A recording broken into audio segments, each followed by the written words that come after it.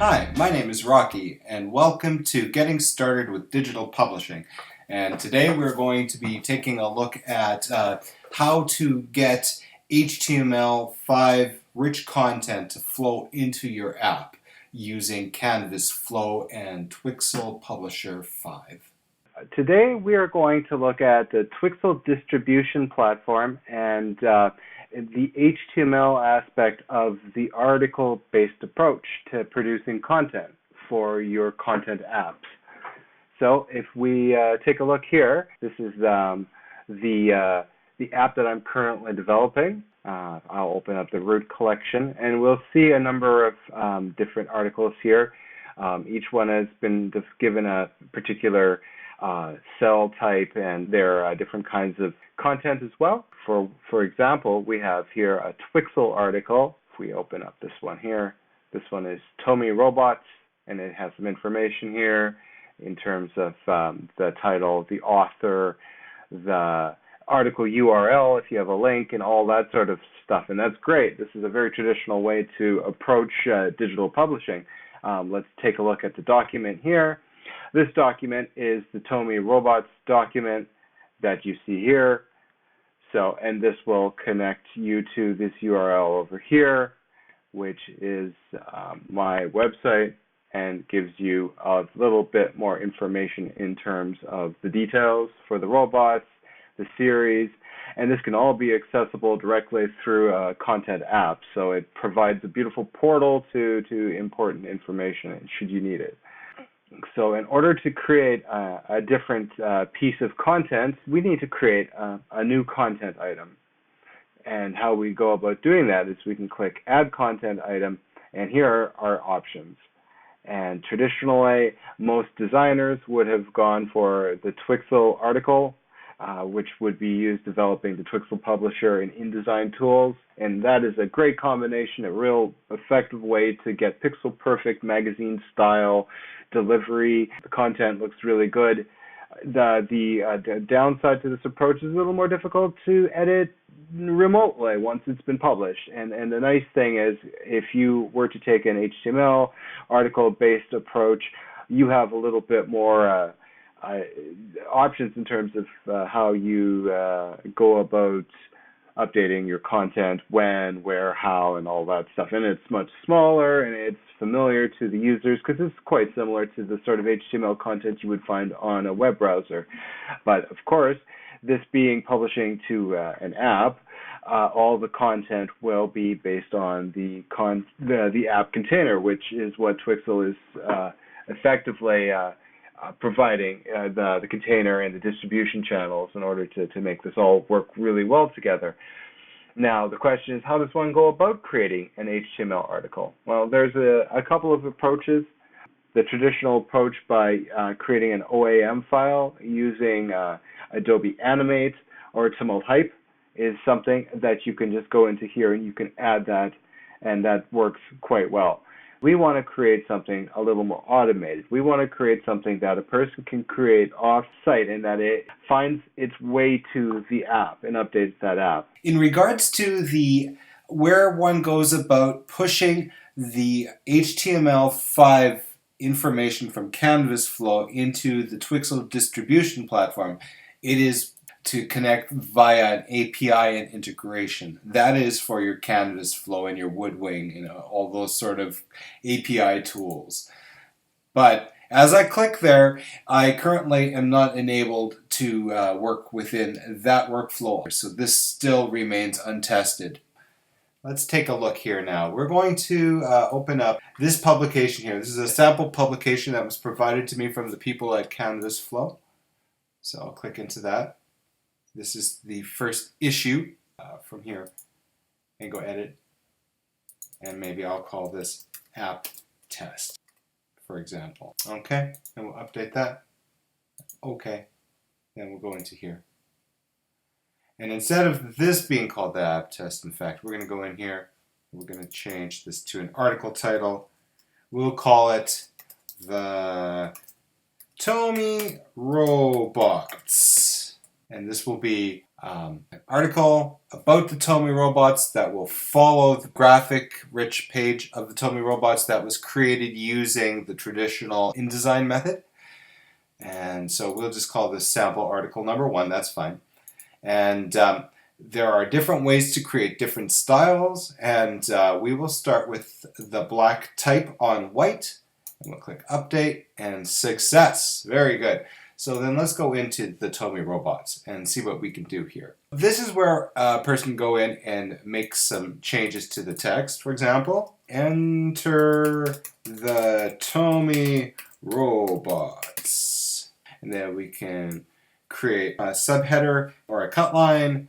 The Tomy robots, comma, all lined up. And then in terms of the body copy here, we want to write an article. Let's just grab some lorem ipsum. Let's grab 2 paragraphs of lorem ipsum text, and then this will get pasted into the workflow here like that. And you can see how quickly it is that one could go about creating a nice, beautiful design in a few minutes. It's mostly a design-based approach. You don't have to be an HTML coder in order to do this sort of work, which is very useful. Now, if I just go into my Dropbox here, I will pick some robots here. I will pick 10 robots. Place that into there. And note, I've done nothing. I'm just choosing the image. And there it is. And let's say that looks good. And let's say I wanted to add a URL for this as well. Then I could go back to my website and grab my information, the link here, and I can put that back into here, hit apply. Now this is going to work, and we can even view it on that workspace. If you want to see what this would look like on a horizontal tablet, we can do that. And there it is. This is what it would look like inside of your app. And this can be updated at any point if we need to go in and add some new content. Let's say there's a new Tomy robot that needs to be added into this lineup. There's not much preventing you from updating this image with the new information. And that's where the value in these apps comes in. Being able to take and push new information into existing apps over and over again. And then we can choose whether or not we want to make this part of a publication, or is it more of a stream of consciousness? Is this a one-time occasion? And you can go in and add other sorts of things, like let's say you need to add a grid. You can literally drag and drop it where you would like to see it, either on top of the text or below the text. If we pull that there, then you get a grid of images. And you can see that those interactions are built right into it. You don't have to do anything. You can add all sorts of media. If you need a map, for example, I can go in and put a map at the bottom of this. You can go in and customize all of this as well. So this is how quickly you can set up a gallery, a rich thing. You can go in, click device preview, and you can see how this is going to function in the app. And you can see everything works quite well. So yes. And if you wanted to change your style, all you have to do is apply a different style to it and close this preview up. I'm going to save the article with the changes now. It's a little slow. And you can see the style has applied and it's last been modified today. And the information is up to date. If I go here into channels, we can choose add a channel. And here I choose the Twixl publisher. And then I would put in the information, the name, the app, and all of the API information, and then it would flow directly. Let's say you're interested in making a change to the style, the look of the Tomy Robots article. That's pretty easy to do as well. All we need to do is click the Styles tab up here, and we'll create a new style. And let's create one based on black on white. We will give it a new name. We will call it red on green, and this will be ugly. Let's do create. Now this is something I've noticed happens, is it doesn't update the name, but we can go in and rename it. This is still in beta, so there's still some mistakes, so developers take note, that's a problem. Red on green. Okay, so we can update that. And the name is changed now. And now we use the little paintbrush here that opens up the edit dialog here that allows you to edit the details. So let's start by changing the canvas to red. Okay. And as far as the text is concerned, we can change it to Comic Sans. Everyone loves that. And we'll change the color. There we go. Gorgeous. And we'll make this one Verdana. And this one we will also make green randomly.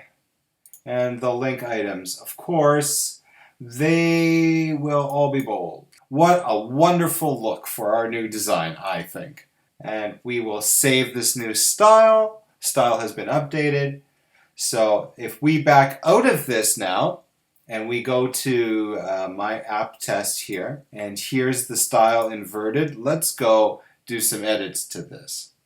Now we go into the edit here, and we can choose which kind of style we use. Let's try the red on green. Oh, it looks so nice. Look at that. So easy to read. So beautiful. But you can see how quickly you can go in and just make a change. I mean, obviously, we probably don't want an article that looks like that. But you can see how quickly you could take that style and apply it to an entire publication. In minutes, you could have everything completely updated. So that's using Canvasflow in the Twixl workflow, as I understand it, as of June 28th of 2016. The Twixl Publisher 5 has only been around for just under 2 weeks now, and as I understand it, Canvasflow is still in beta, so it's not even publicly available yet. So that is, as I understand it, the early days of what the bold new future of content app publication looks like in your digital publication workflow. So I'm Rocky Bergen, and I will talk to you again soon with some new updates. Talk to you later. Bye.